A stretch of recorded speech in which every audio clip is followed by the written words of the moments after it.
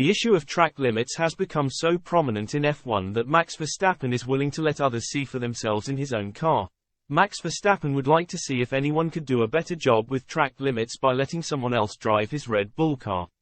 The latest Formula One talking point came under focus at the Qatar Grand Prix, where McLaren driver Lando Norris claimed that he was denied a shot at pole position for both the sprint and the race itself after he had times deleted during the race.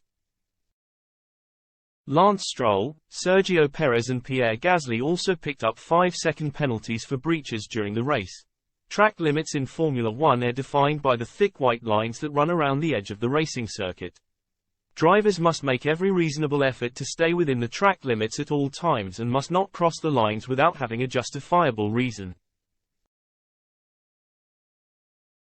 If a driver exceeds track limits during practice or qualifying, their time for that lap is deleted.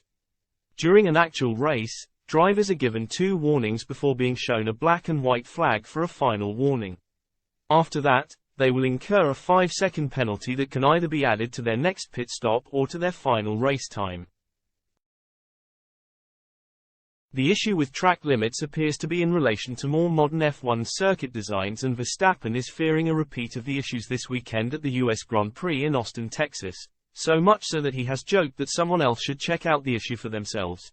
He said, "I will happily let anyone else drive my car, and see if they can do better with track limits. Some tracks have just a lot of runoff, so naturally you probably handle the limits a bit easier because we never really talk about track limits, for example, in Suzuka, and that's a bit more of an old school track. The latest track standards, they have a thing to do with it, and it's a bit of a shame.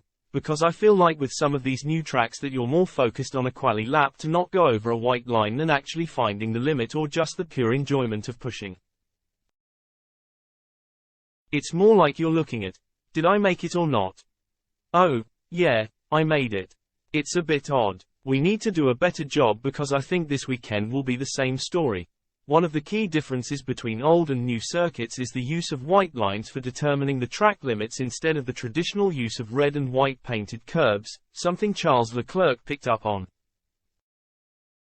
The Ferrari driver said, "I've always preferred, in the past, to use the red and white curb because this is a reference that we can actually feel inside the car, whereas the white line, we are so low in the car that it's very difficult to see exactly where we are.